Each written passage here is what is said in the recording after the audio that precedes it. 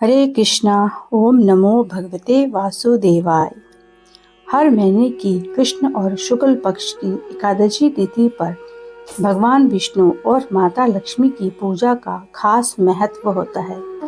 धार्मिक ग्रंथों के अनुसार भगवान विष्णु को एकादशी तिथि अत्यंत प्रिय है।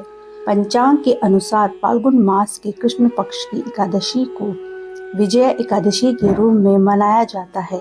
धार्मिक मान्यता है कि इस व्रत को रखने से साधक पर विष्णु जी की विशेष कृपा होती है और जीवन के समस्त दुखों से छुटकारा मिलता है।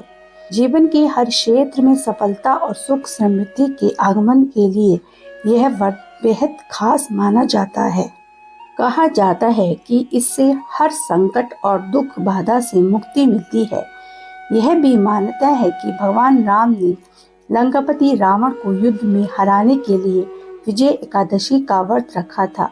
इस व्रत को सभी पापों से मुक्ति और मोक्ष दिलाने वाला भी माना गया है।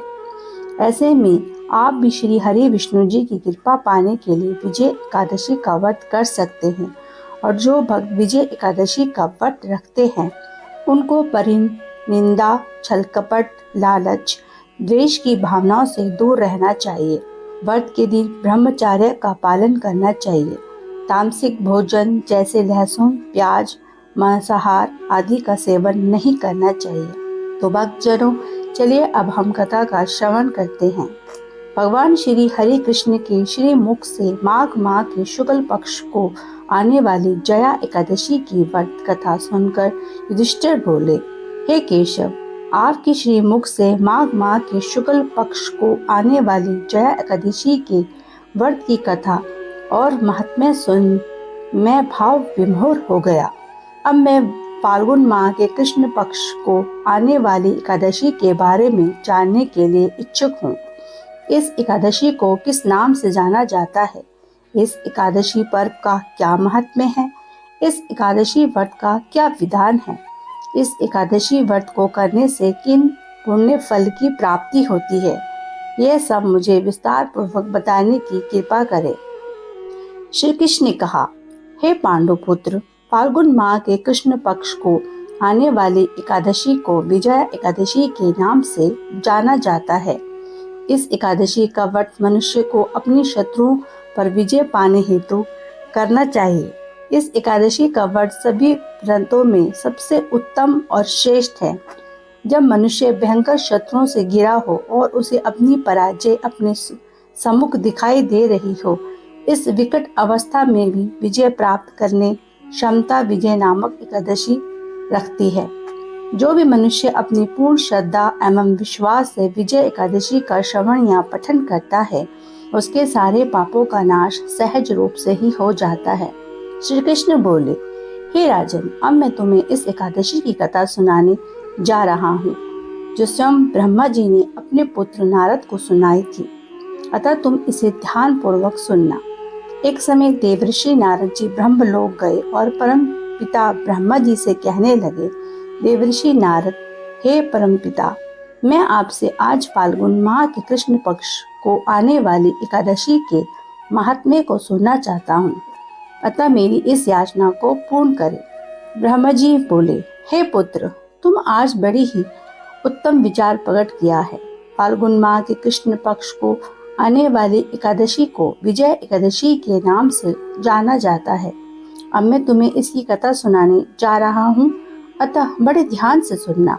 त्रेता युग में जब भगवान श्री विष्णु के सप्तम अवतार श्री रामचंद्र जी को 14 वर्ष का वनवास हुआ, तब वह माता सीता और भ्राता लक्ष्मण के साथ पंचवटी में निवास करने लगे। वहां जब लंकापति रावण ने छल से माता सीता का हरण किया, तब इस समाचार को प्राप्त करके भ्राता लक्ष्मण और प्रभु श्री रामचंद्र जी बहुत दुखी और व्याकुल होकर माता सीता की खोज में निकल पड़े। खोजते खोजते जब वह मरणासन पक्षीराज जटायु के समक्ष पहुंचे, तब जटायु ने उन्हें सारा वृतांत सुनाकर वह स्वर्ग सिधार गए। जटायु के कथनानुसार दोनों दक्षिण दिशा की और माता सीता की खोज करने आगे बढ़े।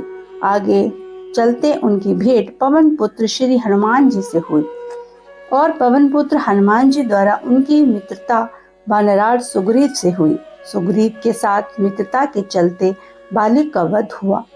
हनुमान जी सीता माता की खोज करते हुए लंकापति रावण की नगरी में आ पहुंचे। वहां माता सीता के दर्शन प्राप्त कर वापस उनका संदेश लेकर वे श्री राम के पास पहुंचे।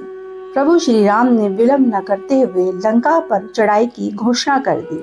अपनी विशाल वानर सेना के संग वे विशाल समुद्र तट पर आ गए। समुद्र इतना विशाल था कि उन्हें अब आगे कुछ करने का कोई मार्ग नहीं मिल रहा था। घोर चिंता में डूबे हुए प्रभु श्री राम ने जब लक्ष्मण जी से अपनी व्यथा कही, तब लक्ष्मण जी ने कहा, हे प्रभु, आप सर्वज्ञ हैं, संसार में आपसे कोई बात छुपी नहीं है, फिर भी आप मुझे अपना दास समझ मुझ पर कृपा करते हुए मुझसे इस समस्या का समाधान पूछ रहे हैं। तो सुने, यहाँ से आधा योजन दूर कुमारी द्वीप में महर्षि बगदलभ्य नामक ऋषि निवास करते हैं। वे परम तपस्वी और ज्ञानी हैं। उन्होंने अनेक ब्रह्म देखे हैं, अतः वे हमारी इस समस्या का समाधान अवश्य निकाल सकते हैं। लक्ष्मण जी की बात सुन प्रभु श्री रामचंद्र जी बिना विलंब किए ऋषि श्री बगदलभ्य जी के आश्रम आ पहुंचे। वहां उन्होंने ऋषि को सादर नमन करते हुए उनके सम्मुख आसन लगाकर बैठ गए। तब ऋषि अपनी साधना में लीन थे।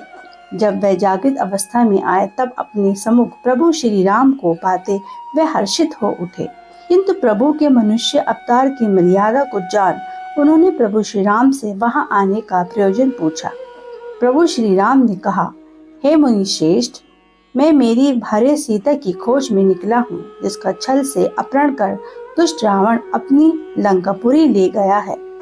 मैं महाराज की वानर सेना के साथ इस विशाल समुद्र के सम्मुख खड़ा हूँ और आपसे निवेदन करता हूँ कि इस विशाल समुद्र को सेना सहित पार करने का कोई संभव उपाय मुझे कहें।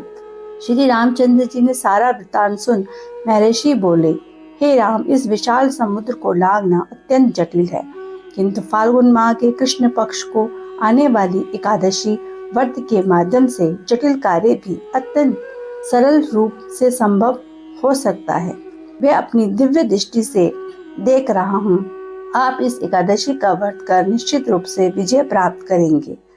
अब हे राम, मैं तुम्हें इस व्रत की विधि सुनने जा रहा हूँ, अतः इसे ध्यानपूर्वक सुनना। फाल्गुन माह के कृष्ण पक्ष की दशमी तिथि के दिन स्वर्ण, चांदी, ताम या फिर मिट्टी का एक घड़ा बनाएं। उस घड़े को जल से भरकर 5 पल्लव रख वेदिका पर स्थापित करें। उस घड़े के नीचे सतनाजा और ऊपर जौ रखें और प्रभु श्री नारायण की स्वर्ण की प्रतिमा स्थापित करें। एकादशी तिथि के दिन सूर्योदय से पूर्व उठकर स्वच्छ गंगा जल से स्नान कर बाकी नित्य क्रिया को पूर्ण करते हुए धूप, दीप, नैवेद्य, श्रीफल आदि से भगवान का श्रद्धा पूर्वक पूजन करें। उसके पश्चात उस घड़े के सम्मुख बैठकर भगवान श्री हरि का ध्यान धरते हुए अपना दिन व्यतीत करें और रात्रि को भी उस घड़े के सम्मुख बैठकर भगवान श्री हरि का जयकारा लगाते हुए जागरण करें। अगले दिन द्वादशी तिथि के दिन अपने नित्य नियम से निवृत्त होकर उस घड़े को योग्य ब्राह्मण को दान कर दे। हे राम, अगर तुम इस व्रत का अनुष्ठान अपने सेनापतियों सहित करोगी तो निश्चित रूप से तुम्हारी विजय होगी। प्रभु श्री रामचंद्र जी ने मुनि श्रेष्ठ के कथनानुसार इस व्रत का अनुष्ठान किया और रावण जैसे दुष्ट दैत्य पर अपनी विजय प्राप्त की। अतः हे कुंती नंदन, जो भी मनुष्य इस व्रत को पूर्ण विधि विधान से मन में पूर्ण श्रद्धा रखते हुए करता है, उसे निश्चित रूप से दोनों लंकाओं पर विजय प्राप्त होती है। ब्रह्मा जी ने नारद से यह कहा कि जो भी मनुष्य इस विजय एकादशी व्रत का पठन या श्रवण करता है, उसे वाजपेयी यज्ञ का फल प्राप्त होता है। हरे कृष्णा। तो भक्तजनों, यदि हमारे द्वारा सुनाई गई कथा का श्रवण करने में जरा भी आनंद आया हो तो हमारे चैनल को लाइक, सब्सक्राइब, शेयर तथा कमेंट बॉक्स में हरे कृष्णा अवश्य लिखें। धन्यवाद।